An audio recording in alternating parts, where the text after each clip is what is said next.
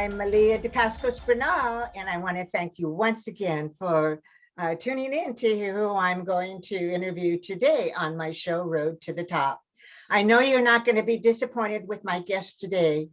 She is strong, powerful, beautiful, disciplined. And at a very young age, this woman was already climbing her road to the top. She was movies, soaps, modeling, catalog work, radio interviews. I mean, you name it. The public loved and adored her. And she was definitely climbing her road to the top. But in the year 1994, all of that changed. However, we're not going to get into that right now, but later in the interview, we are going to discuss 1994. My guest today is the beautiful, talented Julie CONDRA Dacascos. Hi, Julie. Hi, Malia. How are you? I'm great. Thank you. How are you? I'm good. I'm good. I always get nervous when I do these interviews because I'm new to the game here, but I'm so excited to be able to interview you. I know when my friends and other people would ask me, "Who's your next interview? Who's your next interview?" And I'd say, "Oh." I'd say, "Oh, you're going to interview Mark." I said, "Mark, why do you think I'm going to interview Mark?" I said, "One day down the road, I definitely want to interview my son, Mark." But, the old saying, behind every successful man is a powerful woman. And in this case, that is no lie. I want everybody to know Julie. Julie is the backbone behind that operation. She keeps everything running smooth. And I think the world should know her story because she is amazing. I'm so honored and lucky to have her as my son's wife. I couldn't have picked out a better one had I gone out and shopped. She is an amazing woman. Julie, how is the family? How are the dogs? How's your family? How everybody doing? Everybody's really good. I have to say, it's been an adjustment with the pandemic and everybody figuring out, how to make it work. Yeah, I was really worried when you guys went off to Hawaii. I kept thinking, oh my God, they're going to be in the airport or in an airplane. They're going to Hawaii in the midst of this pandemic. I was so worried, but you guys, it was fine. We were fine, and the rates in Hawaii are very low, and we were staying just on the beach in our little condo, and we didn't really have much interaction with other people. And it was such a nice change of pace and a great getaway, and so healing for my soul. And to have all my kids together again. Yes. Just it was just what you needed for peace for the soul. And every time I'd watch what you'd post, I thought, God, you guys don't have to wear masks. You're out there in the ocean, you're sunbathing. You wouldn't think there was anything going on in the world the way you projected life at that time. And people in Hawaii, I have to say, are so respectful, and everybody has a feeling of ohana, which means family. Everybody's looking out for each other, and people were very compliant with masks. They do tracking. If you go to a restaurant or something, everyone wears their mask except when they're eating, but they do track you and tell you if there was somebody with COVID in your dining facility near you. So and we had none of that. The cases there.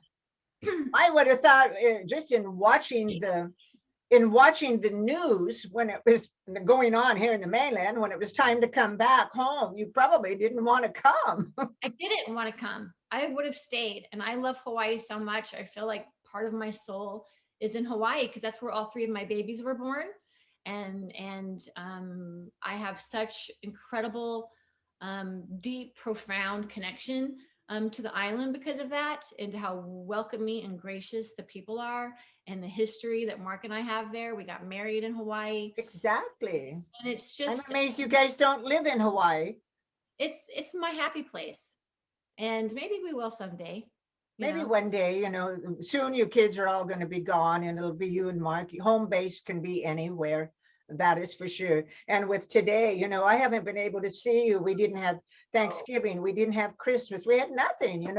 And I just felt I was so sad on those holidays because I didn't get to visit your mom and the feast and the I food, and I didn't get to stuff my face. I was just so lonely for my family. I didn't see Craig, nothing. But know. I'm thankful for Zoom because as I told my other guests from my previous interviews, I kind of feel like we're visiting. There Perfect. you are. Beautiful face. That's a That's great thing about social media, is this ability to be able to visit. But anyhow, Julie, as I was introducing you and telling everybody how, you've done movies, you've done this, you've done everything, and you thought you were climbing the ladder to success, but in 1994, that all changed. We're not talking about it now. I want you to share with the world. I mean, how old were you when you got into the industry, and where were you living? Oh, but first of all, Julia, do you have brothers and sisters? I do. I have a brother who's 4 years Just old. one brother. Just one. Okay. And they didn't get into the industry, only you. He No, didn't get in. my No. brother is a brainiac mathematician extraordinaire, completely opposite of me in every way. That's It's cool. because I knew him that I graduated from geometry because, that's not my forte. How My funny. brother got all the math genes. But anyhow, Julie, you grew up in Texas. I, I And grew up, I believe you said you lived in a really small town. How could somebody living in Texas in a small town, I think you even told me it only had one stoplight. How did you even know about entertainment, movies, television, modeling? How did that enter into your life? well, it didn't when I was living in the small town. I think, I lived in the small town called Winters, Texas, and it did have one stoplight um, from when I was a baby until the third grade. And when I was in the third grade, we moved to San Antonio. And it was at that time that my world kind of opened up. And I had so much more accessibility to things. In the small town, I went to church and I went to school and I went to dance class. And I had great young friends and a happy life. My grandparents had a cattle ranch, and we spent the weekends horseback riding, and my grandparents, my great grandparents were all there, and all this homemade food and organic before it was organic, just a nice home life.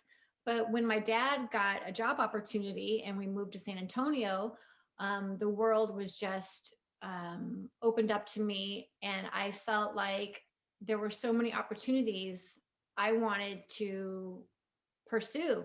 I'd always loved television.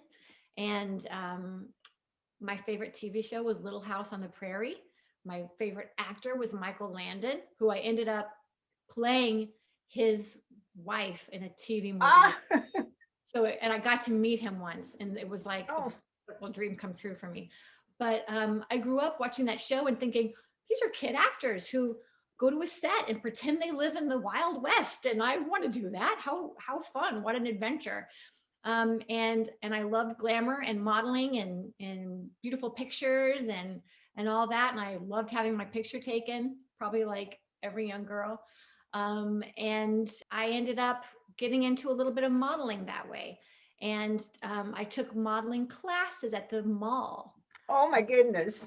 which was a really funny thing. And I think they should still have it. I loved it. It was great for me. It was called the Teen Modeling Board. And you took etiquette classes, you learned about, how to dine, how to give a toast, how to give a speech, and how to walk the runway, how to Oh, wow. It taught you a lot. a lot. And I loved it. And we would model for different stores in the mall. Like there would be a runway on a Saturday, and everybody's at the mall, and we would walk, and I loved all that. How fun. It was great. So that kind of was step one. And then I got into a little modeling, and then I started doing a few commercials. And as you know, my mom was always a huge supporter of me and whatever dreams I had. She took me to every dance class, and and every modeling, class. And she was the one who kind of helped me when I was like, Mom, I have pictures and I'm sending them out. And I would find addresses in the yellow pages for agents, and I'm sending my pictures and writing little letters. And I'm, 12, maybe 11, 12, and got some responses. And my mom was just right there. And it ended up that, modeling and talent agencies weren't a well-developed industry in San Antonio at the time. So my mom had to educate herself to protect me. And she did. And then everybody started coming to her saying, what's the rule? How long can we be here? When should we have a break? What is the meals? What is this and that? So my mom was encouraged by all the actors that I was working with to open her own agency, which she did. Oh my word, smart woman. She is. And she opened it in our dining room to start. Our dining room turned into her office, and Oh, we bigger and bigger and bigger and bigger until she had a beautiful big office and all these employees and a very successful agency, the largest in all of South Texas, and was very respected. oh, what an interesting story. So Yeah, your mother's, did she start her business out, her office was at home first, or did she actually, it she was was working at home way back then too? The only thing missing was Zoom. exactly. It had Zoom, forget about it. Technology, forget about it. Oh yeah, that's really for you. We were fortunate to have your mother in the industry and knowing the ins and the outs and how to protect you from legit and non-legit, and to be by your side. Your mother is to you what you are now to your children, by their side, guiding them, seeing that they, don't get in hot water, wrong job, and trying to do the best you can. She did that with you, and look what amazing job she did. She just really raised a well-balanced young lady that has developed into a mature, well-balanced woman. And, there's not too many of those out there. So I really commend your mother for doing such a great job with you. But Julie, so you did modeling. So did the modeling give you any jobs? Did you do back then? It was a lot of catalog work. Did you do catalog work? I did. I would spend my summers in Dallas where my aunt lived. And there was a place where I would go and spend the weekends, or even like during the week, when there was no school, I would be at this modeling house, and they would call out, I need a blonde, size 12, long hair. And I would raise my hand. And, you'd get picked and you'd go do, all the circulars that came in the mail, all the That's so awesome because you begin to make a name for yourself. yeah, I Yeah, did. you were working. You weren't. Yeah, you weren't shy. You were. I want to go. I want to go. And so, what an amazing way to get yourself out there. Volunteer for the job, get it, and then you get another job after that. So, in your modeling work, how long did you actually stay with it, and how did it happen that soon? I don't know how the years went, because I know you had a television series. I know you did a soap operas. You've done. How did that all happen from just the modeling job? Well, once I was working in San Antonio as an actress, I went from modeling into commercials, did a lot of local commercials, got my SAG card that way. And then I did a little bit of theater, but not as much as I probably should have. But I started auditioning for little movies. And since my mom was helping me, I had an agent in Dallas. And I got my first part in a movie in Dallas. And then I was extras in little movies. Whenever there were big productions that came, I would just do anything to be on the set and learn Yeah. and see how it all happened for real. And then my mom, when she started her agency, started having connections with people in LA, different casting directors and managers, and she would bring them in to teach acting classes at her agency. So I met some casting directors, and I got a manager in LA from those interactions and from those workshops. And eventually they said, you're ready. You should come and spend the summer in LA. And that was when I was 14. So I would come out to LA and spend the summer here and audition. And I did a lot of commercials, a lot of McDonald's commercials and, Pop-Tarts commercials and Wow. all those things. And I ended up getting little guest spots on TV shows. And I had so much fun and I didn't want to go home. Can't imagine. So then I would go home and come back and go home. And it was kind of hard to transition back to, okay, now I'm in ninth grade and now I'm back in LA. And eventually I just said, I want to stay. I don't want to go back. I don't feel like that's where I need to be. This is my passion. This is my time. And I eventually, my mom helped me get set up in an apartment, and she stayed with me for a while, until I kind of, had my footing. How And nice that she would do that. yeah, Move everything again for her daughter to have an opportunity. Julie, yeah. what was your first break in television? I mean, I felt blessed to have any job in television. I feel like there were certain ones that stuck out that were, jobs that have kind of stuck with me, either personally because it was just an amazing experience, or because it resonated with people who watched it. One of those was The Wonder Years. The Wonder Years was a show that was very big at the time. And I came on and played Madeline Adams. I was a young French foreign exchange student who was new to the school, who was kind of the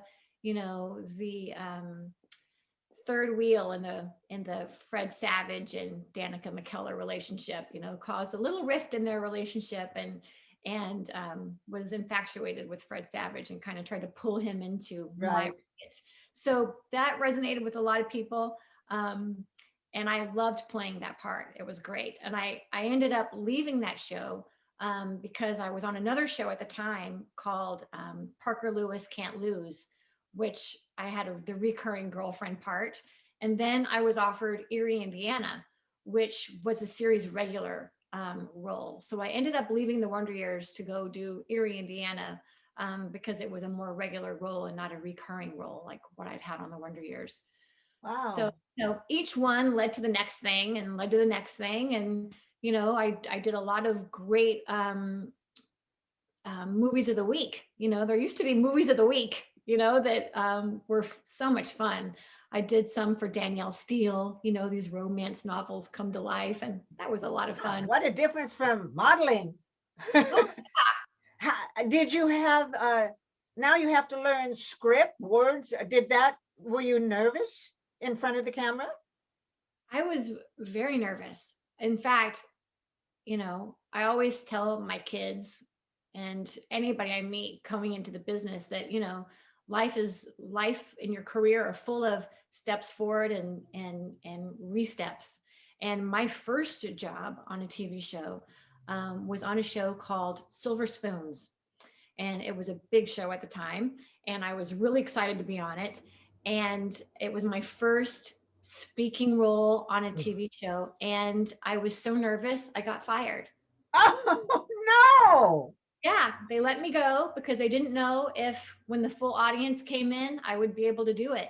I was petrified. Julie, I can't believe that. I know. You must have been devastated after the fact.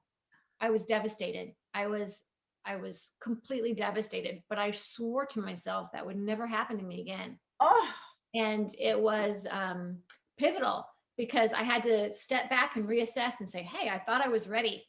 And I wasn't as prepared. I didn't know what to expect. I didn't have somebody telling me this is going to happen on Monday and then this happens on Tuesday. I didn't know. I was kind of just thrown in with professionals, and I was as green could be. yeah. Lots of potential, but I didn't. Not your arena. You knew nothing about it. I didn't. And so it stuck with me, and it's definitely affected how I raise my kids, because I always say, okay, this is what's coming up. This is what's going to happen. This is what you can expect. Expect the unexpected, but these are things that you're going to be confronted with in your career, in your life, in your relationships. At least try to have a little bit of foresight so you know what to expect, because Wow. it's good to be over prepared. It's good to be, exactly. Julie, you got out of television and now you step First you're on a small screen television. Now you go to this motion picture, gigantic, big screen. Uh, how? What was your first movie on big screen? Oh gosh, trying to remember all that. It feels like another lifetime ago. It's kind of hard to remember like what was the first one, whether it was a small part or a big part. I think back to playing Pat Nixon in the movie Nixon. Um, it was directed by Oliver Stone and it starred Anthony Hopkins and Joan Allen, and I played Joan Allen young. And that audition process, was me going in and meeting Oliver Stone and auditioning for him, and him saying I got the part, come and meet hair and makeup, and then them saying she needs to have blue contacts. And I had done so much research. I had learned from my previous experience Oh, that I had to be ultimate prepared. And so I knew that Pat Nixon had brown eyes, but Joan Allen, who was playing the adult Pat Nixon, had blue eyes. And so I said, actually, no, she's going to need contacts. I have, oh dear. you know, and so Oliver Stone loved that. He loved that I knew. He loved my preparation. He was awesome to work with. Anthony Hopkins, being able to watch him on set was a dream Now, come true. was your mother still guiding you along this time No, by then I was kind of on doing your my own? thing. And Yeah. at this time, were you going back and forth from movies to television still? When did you do Santa Barbara? I know you were on a soap opera. Yeah, I did Santa Barbara when I was 18 for a year.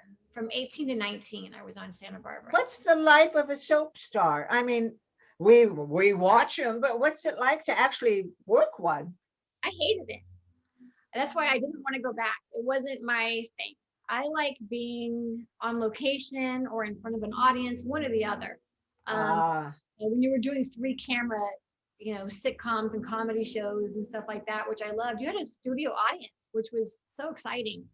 And then being on a movie and being on location, the set is yeah, part you of, travel, you meet, yeah. yeah, it's huge. It's part of the whole experience, and I love that. But working in a studio every day, wearing the same clothes, sometimes because it's the same day for a whole week or whatever, and then one day saying, Fred, why did you do that? And then the next day going, I don't know why you did that, Fred. Like you'd have to recap what you said yesterday on today's episode. And I always felt like I was losing my mind. Like I didn't Oh, know. my goodness.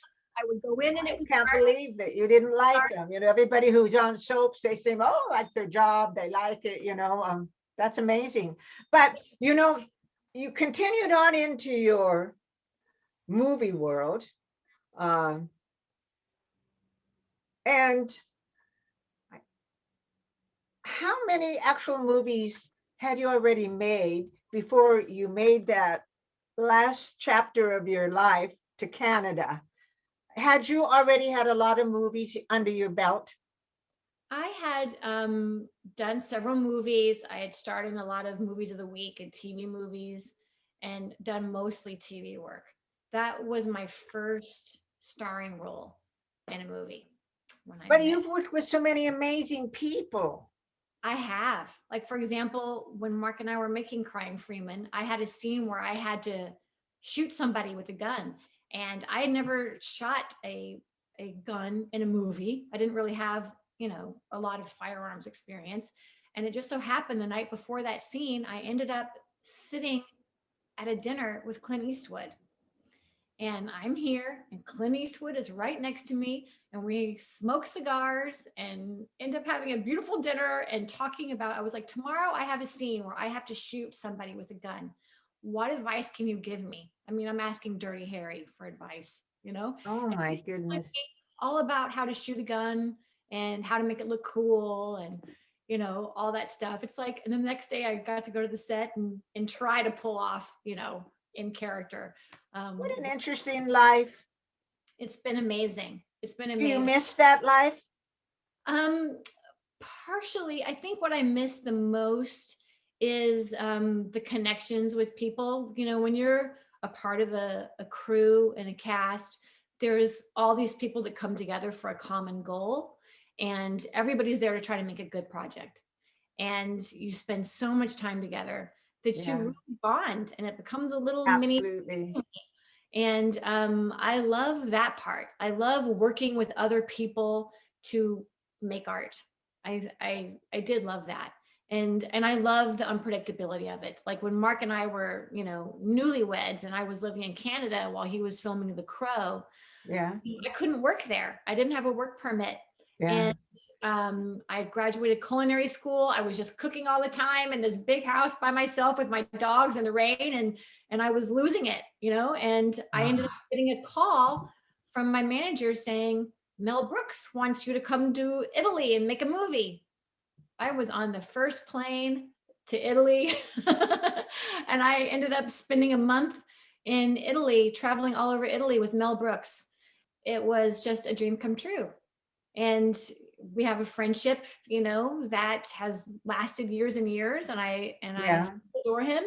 And I mean, when would I have a chance to have a relationship with somebody like that, and to share moments? And it's more than Hmm. just a movie. Like, to me, I watch a lot of, the movies, or I think back to, a scene I saw, like what was happening behind the scenes at that time. Yeah, What was the relationship? What was the funny joke? What was the follow up after that? Where did we go have dinner, and some crazy memory, and what happened? It's like the movie is a scrapbook of the whole picture of what was going on then. And I love that. I do miss that. hmm.